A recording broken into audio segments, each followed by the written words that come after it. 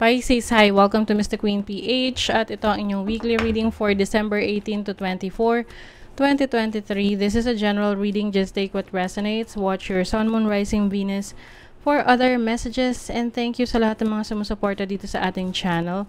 Just a reminder, gamitin nyo lamang ang reading na ito bilang gabay. And pa-follow, like na rin ang ating Facebook at TikTok. Lahat po yan, Mr. Queen PH.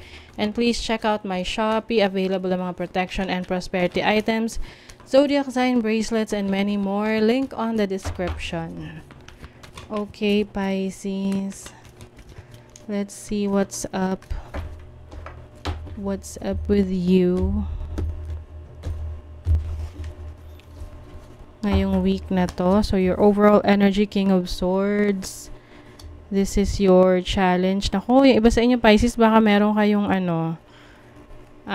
pwedeng magkakaroon ng conflict with someone. Isang either fire sign or air signs. Pwedeng related sa mga nasasabi niya. Kaya importante raw na kayo ay very patient with others. What is the King of Swords as your overall energy? The Seven of Wands. Yes, very defensive yung energy ninyo ngayong week na to, Pisces. Ito yung tipong you will not take any BS from other people.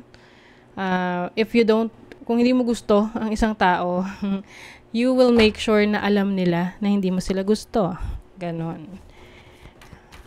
And I think you're going to protect yourself from people na masyadong makulit. Alam mo yun pa yung parang yung mga sa mga malls or sa mga palengke na parang halos habulin ka na para lang kumbinsihin na bumili sa kanila. Ang kulit, 'di ba?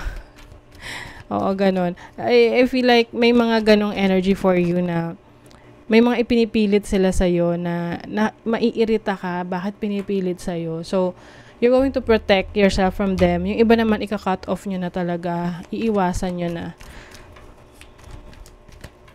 What is the King of Wands? You have the Four of Swords. Oh, okay. Some of you, pwedeng may magre-reach out from your past na dati kang nasaktan. So, I think you're going to protect yourself from these people na pwedeng hihingi ng chance sa'yo. Na parang as if akala nila walang nangyari. Akala nila wala lang sa'yo yon, hindi ka naapektuhan. Yung mga insensitive na tao. Let's see your opportunity. You have the Strength card. Yes, malakas ang loob mo. Kayang-kaya mo na yung iba manggo-ghost pa nga eh. I feel like meron ka talagang totally iiwasan na ika-cut off na person sa buhay mo. Because you feel na parang wala naman siyang ambag sa buhay mo. Tapos, alam mo yun, nakikialam or minsan may ganun feeling nila, kailangan mo sila. Pero actually, sila yung may kailangan sa'yo. What is the Temperance? Four of Cups. So, as a blessing, I think meron kang mga kailangan mo ng i-heal from within you, lalo na yung mga hindi nag-fall sa mga expectations mo. Yung mga taong nang disappoint sa'yo.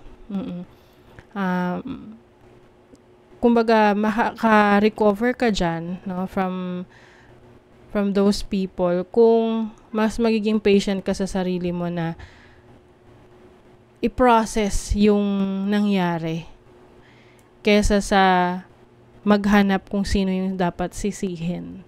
Okay, dun sa mga nakaka-resonate dyan, you know what I'm saying. But I also see you na finally, meron kang marirealize about what you have right now na maswerte ka pala dahil meron ka nyan.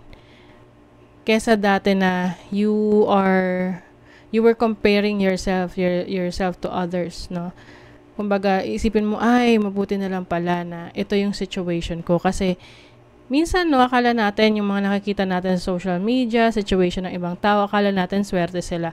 But, most of the time, yung mga yan, ang pinapakita lang nila is yung mga magagandang nangyayari sa buhay nila.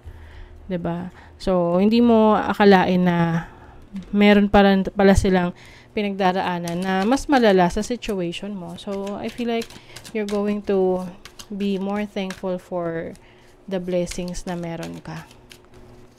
Yung iba rin dito, may mga blessing in disguise. May mga delays, pero yung delays na yon are protection and redirection. Mas lalakas ang iyong imagination ngayon.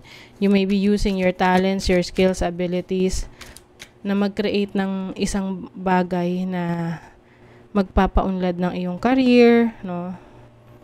And you are really moving on.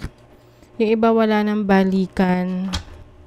Wala nang balikan doon sa mga kinot off niyo na. Ayan meron talagang delays. Alam niyo, Pisces, itong delays ay lagi niyo isipin, if something is delayed, it means it's a blessing. Kasi everything happens for a reason. Minsan kailangan lang natin talagang hintayin, meron talagang timing. Timing is essential. So let's see sa kaperahan. Watch out. Mag-ingat sa mga pagkakatiwalaan sa pera, sa negosyo, even sa trabaho, yung mga pakikisalamuhaan mo, pakikisamahan mo. Be careful. And then, meron ka talagang creative ideas, pwedeng business ideas to, or creative ideas sa trabaho na makakatulong para mas mapaunlad mo yung sarili mo, or mas mapansin ka sa trabaho. Yung iba rin, may mga paperworks, documents na kailangang ayusin sa trabaho or sa business. Yung iba mag-aasikaso ng mga permits, documents. Okay, sa love life naman, attraction. Meron kayong kinikilala ngayon or merong kumikilala sa inyo, but some of you are dealing with someone na gusto nyo pang makilala ng lubusan. So, I think hindi naman kayo nagmamadali. Ine-enjoy nyo yung moment together. Pwede tong magsisimula sa friendship, pero alam mo yung feeling na komportable ka na sa kanya. Pwede kasing merong soulmate connection dito. Change. A resistance to change is a resistance to life itself. Open your heart and mind to new beginnings. So, may mga new beginnings daw na mag-unfold ngayong week na to. So, if you feel like parang nire-redirect ka, sa ibang situation, sa ibang path, be open to that change because you'll never know na dun pala mas mapapabuti yung buhay mo, yung situation mo. Okay? So, that is your reading, Pisces. Kung nagustuhan nyo ito, naka-resonate kayo, mag-comment kayo dyan. Like, share, subscribe para lagi kayong updated sa ating mga readings. Thank you so much, Pisces. See you again.